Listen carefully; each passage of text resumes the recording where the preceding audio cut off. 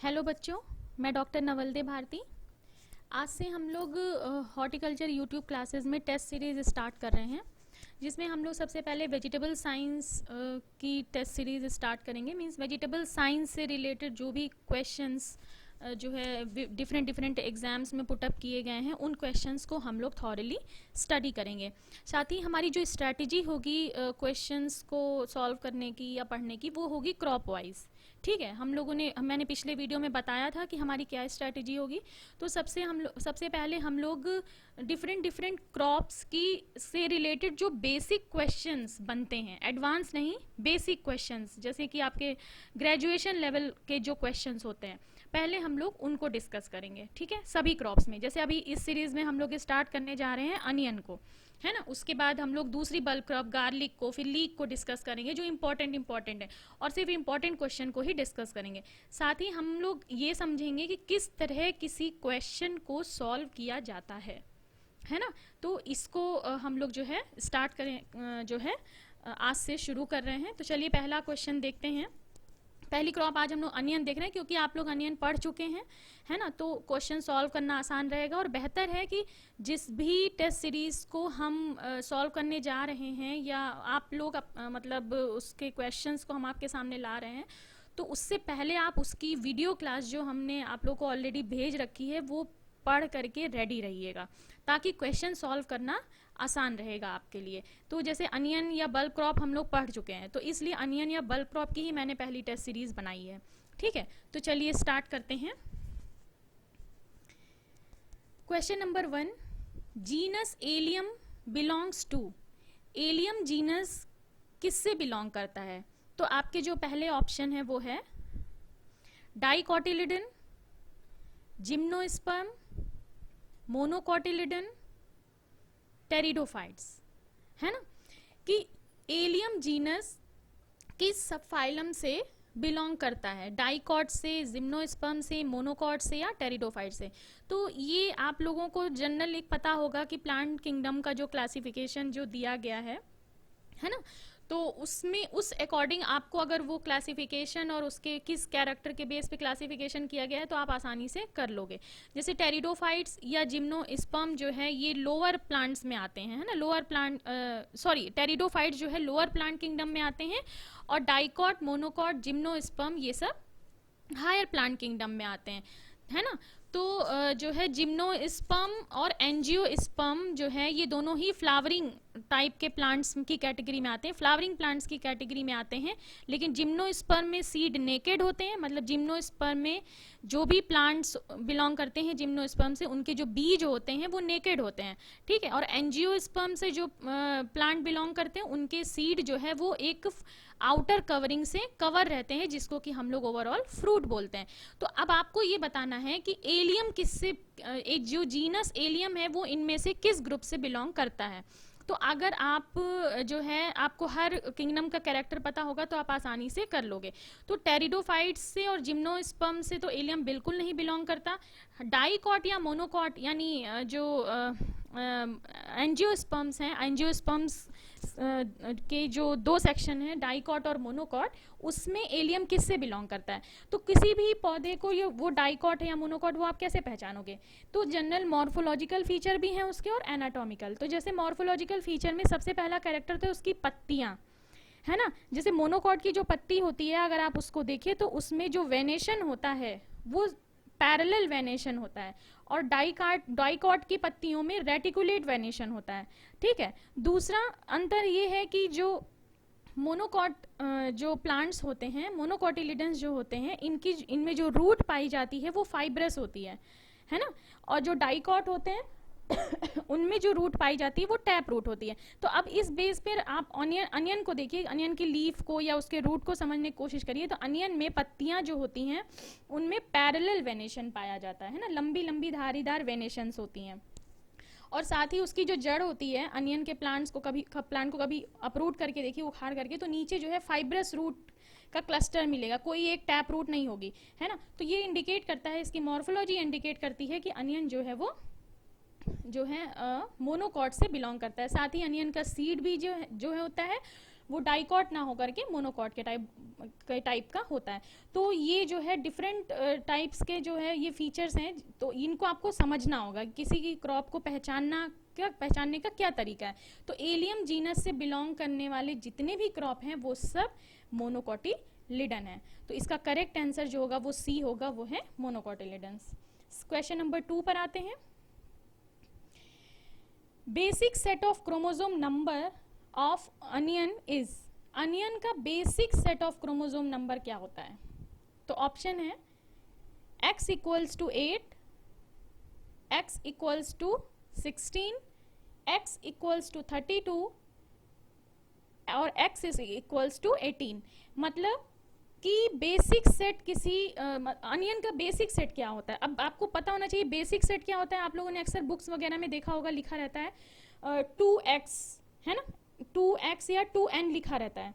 तो 2n अभी हम इसको बाद में कभी डिस्कस करेंगे। x क्या चीज़ होती है ये जान लीजिए। एक्चुअली x जो डिनोट करता है वो होता है basic set, basic set of chromosome. किसी भी ऑर्गेनिज्म में, हर ऑर्गेनिज्म में एक बेसिक सेट होता है क्रोमोसोम का।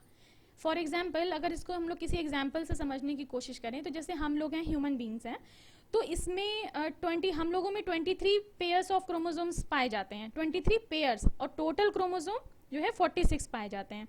तो आप लोग ध्यान दीजिए, तो जैसे इसमें बेसिक सेट क्या हुआ, 23 पेयर ऑफ क्रोमोसोम का मतलब कि हमारी बॉडी में 23 क्रोमोसोम्स का एक सेट है, एक सेट है जिसमें 23 क्रोमोसोम है ना। तो इसे बोलते हैं बेसिक सेट।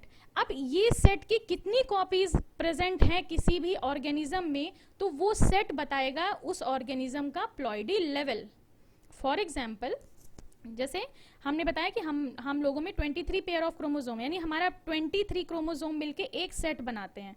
तो अब अगर 23 क्रोमोसोम का एक ही सेट प्रेजेंट है तो वो ऑर्गेनिज्म क्या कहलाएगा, मोनोप्लॉइड।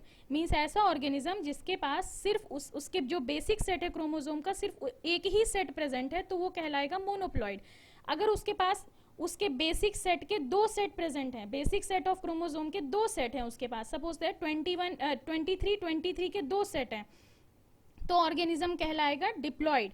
अगर 23 के 3 सेट हैं तो वो कहलाएगा ट्रिप्लॉइड। उसी तरह 23 के 4 सेट हैं तो वो कहलाएगा टेट्राप्लॉइड। उसी तरह से अगर एक सेट है तो x लिखा जाता है, मतलब बेसिक सेट है तो x लिखेंगे, और अगर 2 सेट प्रेजेंट हैं तो 2x लिखेंगे, उसे कहा जाएगा डिप्लॉइड। और इसी तरह 3 सेट प्रेजेंट है बेसिक सेट के तो कहा जाएगा ट्रिप्लॉइड, और 4 सेट प्रेजेंट है तो कहा जाएगा टेट्राप्लॉइड। तो उसी तरह ये क्वेश्चन पूछ रहा है कि अनियन में बेसिक सेट कितना होता है। तो आपने अनियन का जो क्रोमोसोम नंबर जनरली देखा होगा 2n16, हमने भी बताया था आपको, वीडियो में बताया था 2n16, यानी उसकी डिप्लॉइडी जो है, डिप्लॉइड लेवल पर उसका क्रोमोसोम नंबर 16 है, यानी उसके पास 2 बेसिक सेट हैं। तो आप 16 का हाफ कर दीजिए तो वो जो है उसका बेसिक सेट निकल आएगा, ठीक है। तो और उसी तरह 2n भी होता है, लेकिन 2n और 2x और इसी n और x में काफ़ी डिफरेंस है। अगर आप लोगों को जानना होगा तो बताइएगा, हम एक दूसरे वीडियो में डिटेल में इसको बताएंगे, क्योंकि ये थोड़ा सा लंबा टॉपिक है। लेकिन मुझे उम्मीद है x आपको समझ में आ गया होगा, ठीक है। तो अनियन में 8 क्रोमोसोम का एक सेट होता है।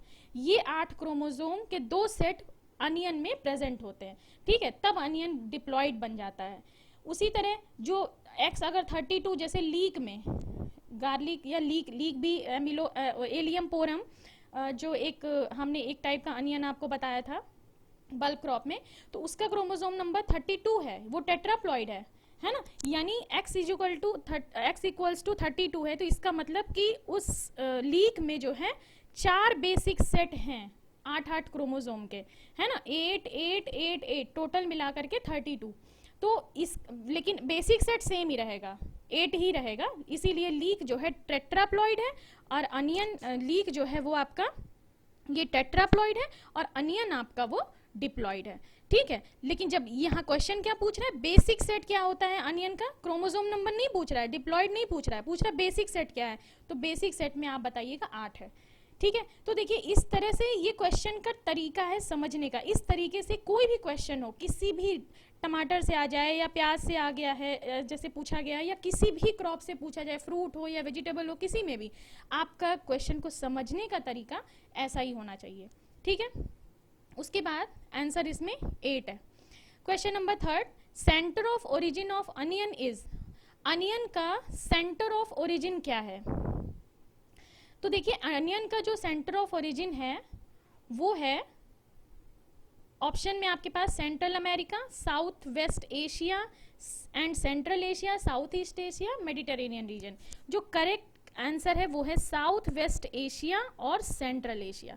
अब देखिए ये कोई आपको जो जनरली जो ओरिजिन सेंटर्स हैं जितनी भी वेजिटेबल क्रॉप है उनको समझने में बहुत ज़्यादा रटना पड़ता है ना, कि कैसे समझे कि कौन सा जो है वेजिटेबल या फ्रूट कहाँ का ओरिजिन है। और ज़्यादातर में आप देखोगे कहीं लिखा रहता है south west Asia, south east Asia, तो कन्फ्यूजन बहुत होता है कि साउथ ईस्ट है साउथ वेस्ट है। तो बेहतर होगा इसको मैप से समझिए। पहले समझिए कि वर्ल्ड में किस रीजन को साउथ वेस्ट कहा गया है, किसको सेंट्रल एशिया कहा गया है, किसको साउथ ईस्ट एशिया कहा गया, किसको मेडिटेरेनियन कहा गया है। तो आप लोग बड़ी आसानी से समझ जाएंगे कि कौन सी क्रॉप किस सेंटर ऑफ ओरिजिन की होगी। फॉर एग्जाम्पल जैसे ये कह रहा है कि साउथ वेस्ट एशिया और सेंट्रल एशिया है, तो जैसे मैप में आप देखिए, ठीक है, ये देखिए ये वर्ल्ड है जिसको जो है पॉलिटिकल बेसिस पर इसको डिवाइड किया गया है। तो अनियन का ये जो देखिए क्या सेंटर ऑफ ओरिजिन बता रहे हैं, साउथ वेस्ट एशिया और सेंट्रल एशिया। देखिए ये वाला यहाँ पर देखिए ये है सेंट्रल एशिया और ये है साउथ वेस्ट एशिया, यानी यहाँ से ले करके यहाँ तक का जो रीजन है ये अनियन का सेंटर ऑफ ओरिजिन है। अब आपको पता होना चाहिए कि यहाँ पर कौन कौन से देश आते हैं, ठीक है। तो अगर आपने थोड़ा सा आप लोग इसके लिए मैप की भी स्टडी कीजिए, जैसे इधर कौन से हैं, पाकिस्तान, अफगानिस्तान, ईरान, इराक, ये वाली रीजन है ना।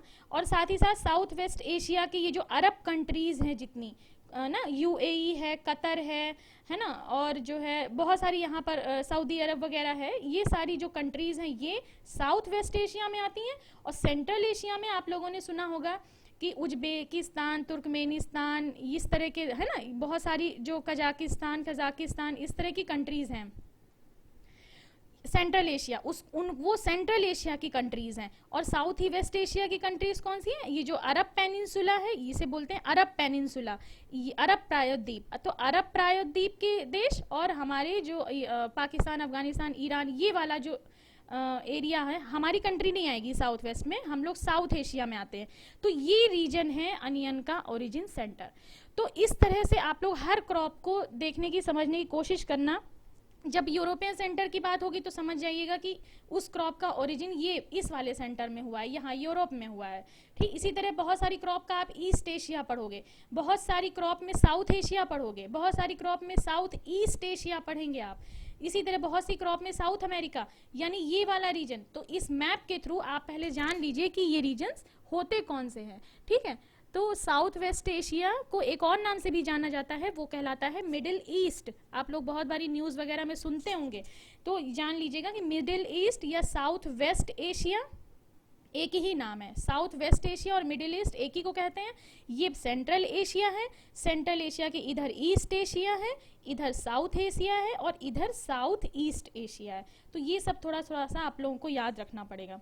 नेक्स्ट क्वेश्चन पर आते हैं। Botanically onion bulb is, onion bulb botanically है क्या? तो हम लोगों ने वीडियो में पढ़ा था, ये मॉडिफाइड स्टेम है, मॉडिफाइड लीफ भी नहीं है, मॉडिफाइड रूट भी नहीं है, ये मॉडिफाइड स्टेम है ना। तो करेक्ट आंसर है मॉडिफाइड स्टेम। तो अनियन का जो बॉटेनिकल स्ट्रक्चर जो हमने समझाया था कि अनियन क्या है, अनियन में जो स्टेम इसका मॉडिफाई हो करके एक reduced flat disc like shape में स्टेम इसका जो है अनियन में पाया जाता है। तो इसलिए अनियन का जो स्टेम है वो रिड्यूस्ड होकर के एक डिस्क लाइक फ्लैट स्ट्रक्चर में बदल जाता है। तो इसीलिए अनियन को हम लोग मॉडिफाइड स्टेम बोलते हैं। आप मॉडिफाइड लीफ, रूट ये सब मत लिखिएगा, क्योंकि रूट या लीफ में कोई मॉडिफिकेशन नहीं होता है, स्टेम में होता है। नेक्स्ट क्वेश्चन है, red and yellow outer skin colour in onion bulb is due to the presence of. जो रेड या येलो कलर का अनियन होता है, यानी जो बाहर का ट्यूनिक जो होती है अनियन की, किसी में रेड होती है, किसी में येलो, किसी में वाइट, आपने देखा होगा।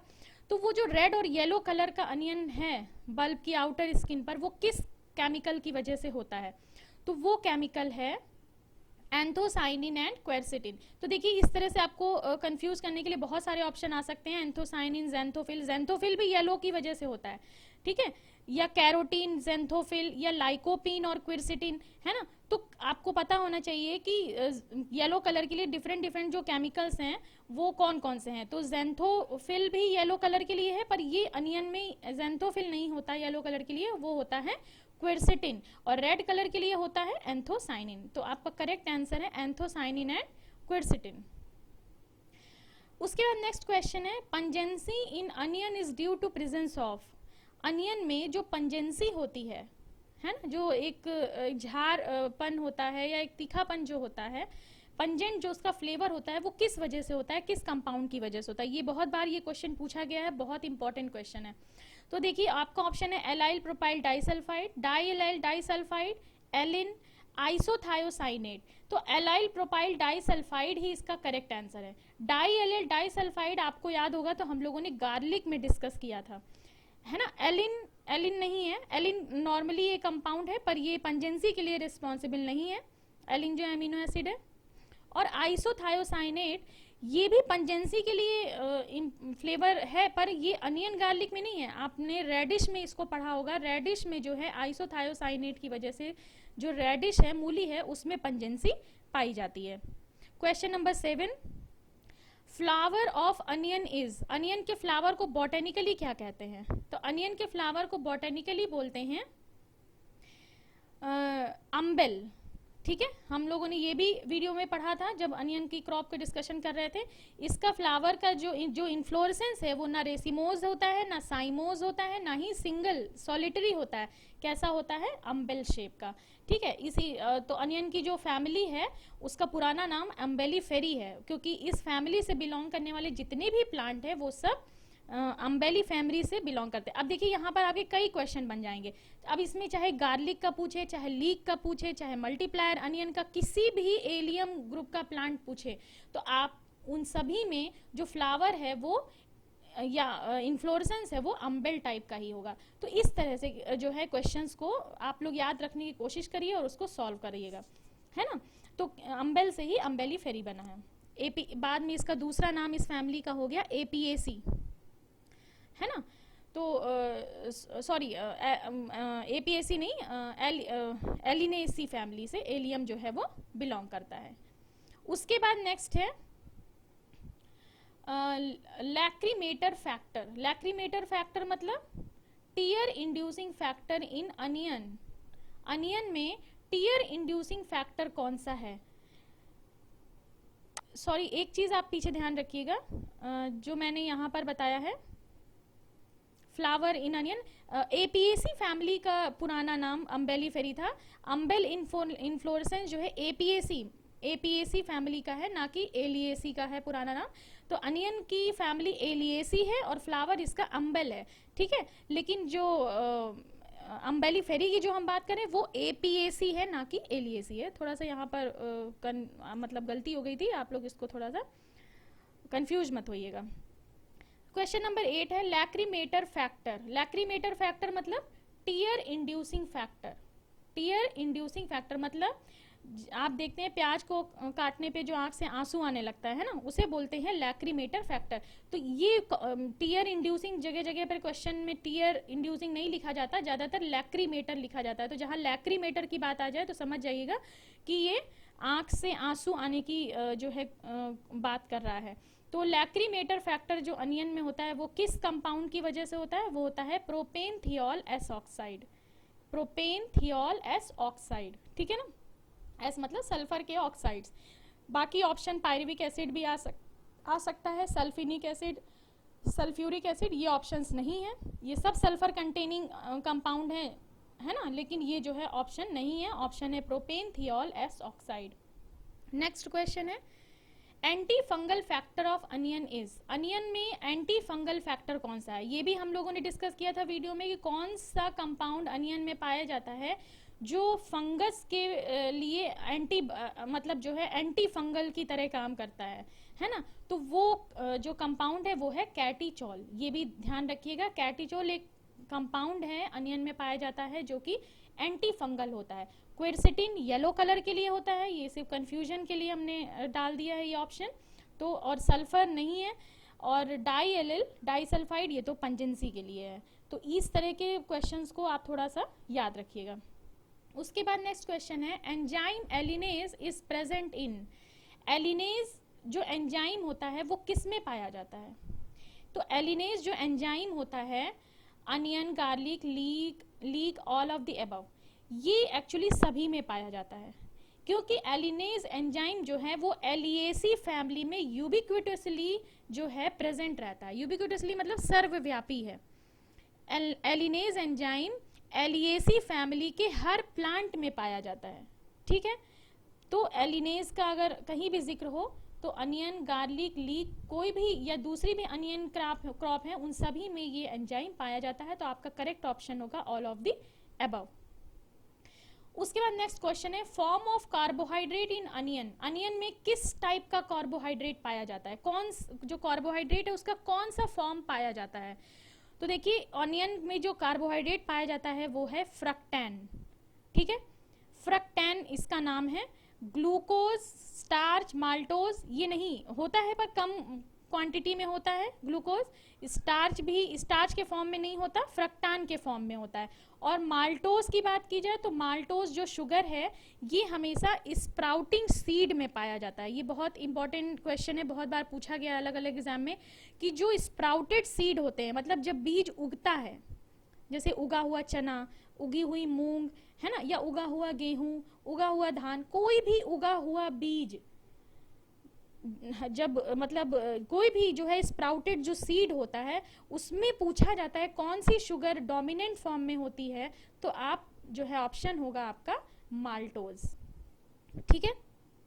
उसके बाद लास्ट क्वेश्चन है onion is the richest source of. Onion किस एलिमेंट का रिचेस्ट सोर्स है, ठीक है। तो जो है अनियन में वैनेडियम जो एलिमेंट है ये एक माइक्रो न्यूट्रिएंट है। वेनेडियम भी एक माइक्रो न्यूट्रिएंट है, इसका रिचेस्ट सोर्स है अनियन। वेनेडियम जो है ग्रोथ और डेवलपमेंट में काम आने वाला ये एक्चुअली वेनेडियम जो है को फैक्टर की तरह काम करता है। को फैक्टर मतलब को फैक्टर्स तमाम तरह के हमारी बॉडी में कुछ ऐसे जो है एलिमेंट्स पाए जाते हैं या कुछ ऐसे कंपाउंड्स पाए जाते हैं जो ट्रांसपोर्टर का काम करते हैं, है ना। बहुत सारे एलिमेंट्स को इधर से उधर अपने साथ अटैच करके एक पार्ट से दूसरे पार्ट तक ट्रांसपोर्ट करते हैं।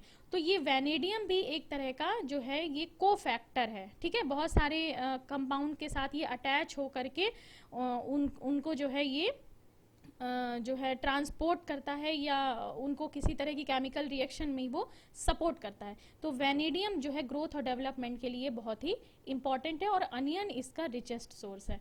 13 क्वेश्चन है, लास्ट क्वेश्चन है life cycle of onion cepa is. Onion cepa की लाइफ साइकिल क्या है? तो देखिए यहाँ पूछ रहा है एलियम सेपा की लाइफ साइकिल। यहाँ पर कॉमन अनियन के बारे में क्वेश्चन पूछा गया है, क्योंकि एलियम्स के बहुत सारे क्रॉप हैं जो पेरिनियल नेचर के भी हैं। तो प्याज जो है वो बाइनियल नेचर का होता है, तो करेक्ट आंसर इसका बाइनियल है। लेकिन बहुत सारे अनियन जैसे हम लोगों ने वीडियो में पढ़ा था कि एग्रीगेट अनियन, जैसे कि मल्टी जो है क्या बोलते हैं एलियम मल्टीफ्लोरम या एलियम एग्रीगेटम या शैलट एस्कालोनिकम ग्रुप जो है ना, ये सब जो है, या फिर ट्री अनियन, ये सब जो है पेरेनियल नेचर के हैं, बहुवर्षीय होते हैं। लेकिन जो कॉमन अनियन है, जो प्याज है, जो हम लोग जनरली जिस प्याज को हम लोग खाते हैं, वो बाइनियल नेचर का है। तो हमेशा क्वेश्चन को बहुत ध्यान से समझिएगा। हो सकता है यहाँ पर एलियम सेपा की जगह पूछ लेता एलियम एग्रीगेटम या फिर एलियम विविपैरम या फिर एलियम एस्कालोनिकम, तो आपका ऑप्शन यहाँ बदल जाता पेरेनियल। या अगर पूछता लाइफ साइकिल ऑफ एलियम्स की लाइफ साइकिल कैसी होती है, तब आपका आंसर डी सही होता। क्यों? क्योंकि एलियम्स ग्रुप में बिलोंग करने वाले जितने भी प्लांट हैं या तो वो बाइनियल होते हैं या तो वो पेरेनियल होते हैं। सॉरी, यहाँ पर ऑप्शन में बी और सी होना चाहिए था, ठीक है। तब आपका ऑप्शन होता, मतलब बी और सी दोनों करेक्ट होते, बाइनियल और पेरिनियल। तो हमेशा जो है क्वेश्चन को बहुत अच्छे से पढ़िएगा, पहले क्वेश्चन को समझने की कोशिश करिए कि वो पूछ क्या रहा है, तब आप अपने आंसर को उसमें से सॉर्ट आउट करिए। तो ये हमारा आज का जो है पहला वीडियो था। तो इसके बाद अभी अनियन में और भी क्वेश्चंस हैं, ये वही बेसिक क्वेश्चंस थे जिसको आज हम लोगों ने इस वीडियो में डिस्कस किया है। कल हम लोग कुछ और क्वेश्चंस को भी अनियन में डिस्कस करेंगे, ठीक है। और आप लोग बताइएगा इसमें कोई इम्प्रूवमेंट अगर आपको लगता है या कैसा लगा है ना, कमेंट सेक्शन में आप हमको ज़रूर बताइएगा ताकि हम इसको और अच्छे से इम्प्रूव कर सकें। और जो है आप लोग जो भी क्रॉप हम पढ़ाते चल रहे हैं प्लीज़ उसकी वीडियो देखते चलिए, ताकि जब हम सीरीज़ सॉल्व करें टेस्ट सीरीज़ तो हाँ आप लोग अपने मन में भी क्वेश्चंस को सॉल्व कर सकते हैं। और अभी तो हम क्वेश्चंस के आंसर बता दे रहे हैं, उसके बाद कुछ आगे की जो सीरीज़ आएंगी उसमें हम क्वेश्चंस आपको बता देंगे, आंसर आपको कमेंट सेक्शन में लिख करके देना है। Okay, thank you.